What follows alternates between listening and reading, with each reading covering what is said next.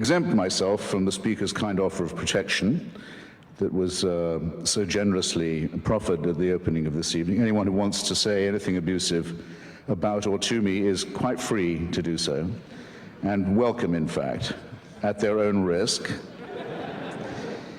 But before they do that, they must have taken, as I'm sure we all should, a short refresher course in the classic texts on this matter, which are John Milton's Areopagitica being the great hill of Athens for discussion and free expression, Thomas Paine's Introduction to the Age of Reason, and I would say John Stuart Mill's essay on liberty, in which it is variously said, I'll be very daring and summarize all three of these great gentlemen of the great tradition of especially English liberty, in one go. What they say is, it's not just the right of the person who speaks to be heard.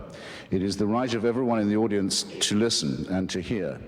And every time you silence somebody, you make yourself a prisoner of your own action because you deny yourself the right to hear something. In other words, your own right to hear and be exposed is as much involved in all these cases as is the right of the other to voice his or her view.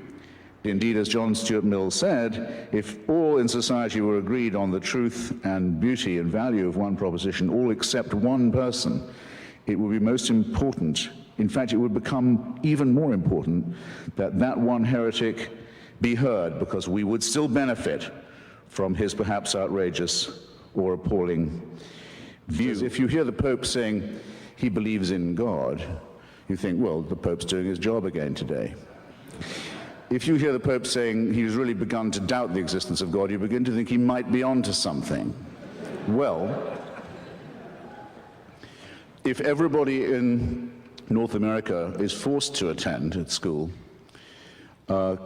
training in sensitivity on Holocaust awareness and is taught to study the final solution, about which nothing was actually done by this country or North America or the United Kingdom while it was going on, but let's say as if in compensation for that, everyone's made to swallow an official and unalterable story of it now, and it's taught as the great moral exemplar, the moral equivalent of the morally lacking elements of the Second World War, the way of stilling our uneasy conscience about that combat. If that's the case with everybody, as it more or less is, and one person gets up and says, you know about this Holocaust, I'm not sure it even happened.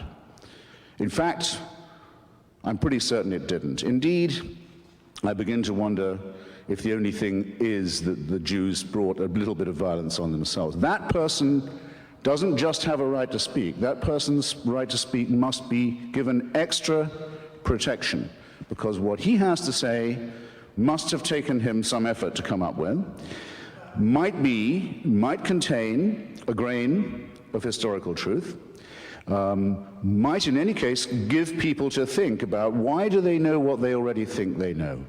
How do I know that I know this, except that I've always been taught this and never heard anything else? It's always worth establishing first principles. It's always worth saying, what would you do if you met a Flat Earth Society member? Come to think of it, how can I prove the Earth is round?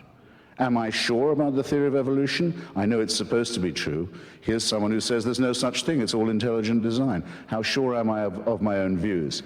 Don't take refuge in the false security of consensus and the feeling that whatever you think, you're bound to be okay because you're in the safely moral majority. One of the proudest moments of my life, that's to say, in the recent past, has been defending the British historian David Irving, who is now in prison in Austria for nothing more than the potential of uttering an unwelcome thought on Austrian soil.